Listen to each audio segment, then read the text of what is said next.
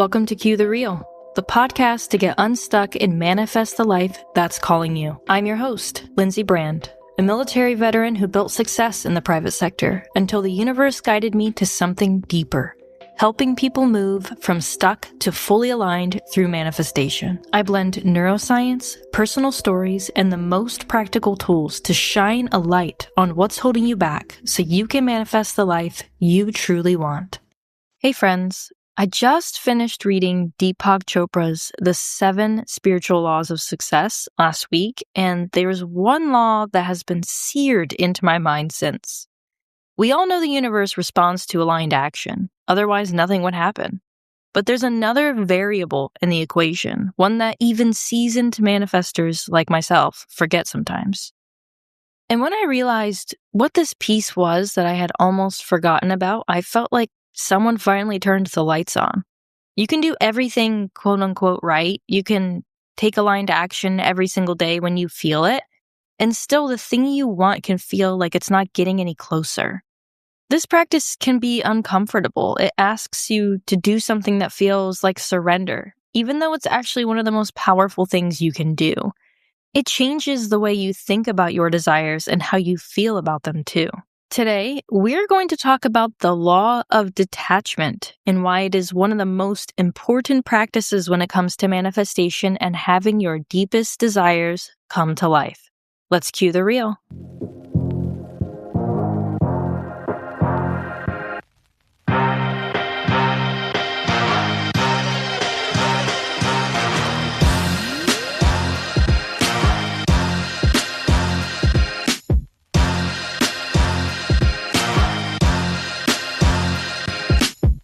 I want you to imagine something for a second.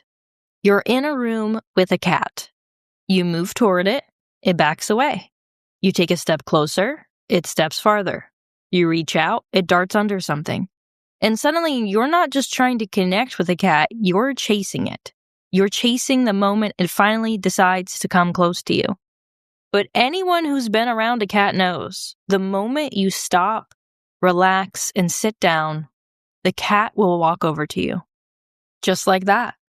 And the connection happens. Not because you gave up on the cat, because you let it be. That's the energy we're talking about today. The kind of energy you forget exists when you're in the middle of wanting something. And I didn't realize this until I read that chapter, but when you're chasing your desire, your energy gets constricted. You start trying to control the outcome, the timing. You start forcing the moment when it finally shows up. And the more you push, the more it pulls away. Because you're not just chasing the thing you want, you're shrinking the field of possibility for it to come to fruition. In the book, it is explained that the field of possibility is the space where all outcomes exist before they become reality. It's like a room full of doors. Every possibility is there, waiting. But when you come in with tension, anxiety, and urgency, you start slamming those doors shut. Because your energy becomes so narrow and the thing you want can't find its way in.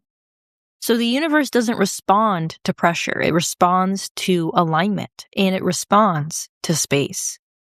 When you relax and stop chasing, the field of possibility expands again. All those doors open, so the thing you want can finally step through any of them. Detached is a way of being in your mind and body. It's something you have to do, not just understand. A simple way to tell if you're detached or not is to ask, are you obsessing over your desire? Because that's the part that makes or breaks everything. If you're replaying it in your head over and over, you're not holding it, you're squeezing it to death. I like to think about it like holding a bug in your hands. At first, it's gentle, it's curious, you're really careful. But after a while, if you keep holding it, the thing starts to panic and it starts to struggle. How long is appropriate to hold it? Not very long. Because if you hold it too long, you're keeping it against its will. So if your desire has been looping in your mind so long that it stops feeling healthy, that's your signal. It's time to release it. Think about it in a calm, healthy way, then let it go. And move forward with your day with full trust that it's still coming. Another way to tell if you're detached or not is you're measuring everything. The moment you start checking for signs or proof, you start shrinking that field of possibility. You start trying to control the timing. Detachment means you stop needing evidence. You stop needing to see it before you believe it. If your thoughts sound like, I wanted this thing by spring and spring is almost here, it must be coming, that's control. That's smothering the process. And if your thoughts sound like, I'm only doing this because I'm so anxious, then you probably need detachment more than ever. Here's one line that shuts my anxiety down fast. I control my reality. Therefore, there's nothing to be anxious about. I'm orchestrating all of this. Choose trusting the universe and yourself over anxiety. You can keep your desire close to your heart. You just need to lose the desperation surrounding it. We're manifesting every moment of the day, not just when we're doing our spiritual work. Every thought, every emotion, every belief is shaping what shows up next. So the question becomes, what are you creating when you're not thinking about it? The most powerful detachment move is to set your intention, then spend your day acting like the outcome is already on its way, because your energy is the signal you're sending. It's an art of staying in motion without chasing. You're not vibrating from a place of need. People often mix up how this should feel and think they need to feel like they don't care. But that's not really the truth here. Detachment is the feeling of, I want this, I'm moving toward it, and I trust that it will be mine. That's the energy that keeps all the doors in the field of possibility open. Before we wrap this episode, I want to challenge you to try something. Think of one desire you've been obsessing over lately, the one you keep replaying in your mind over and over. Picture it clearly and say to yourself, this is already mine. Believe it, then let it go. Stop thinking about it for the rest of the day, because the moment you stop chasing it, it can finally make its way toward you. If this is something you've been struggling with, I hope this helps you. I know I really needed to come across it again. Obsessing over desires comes up for me time to time, and it's always great to have a reminder to detach.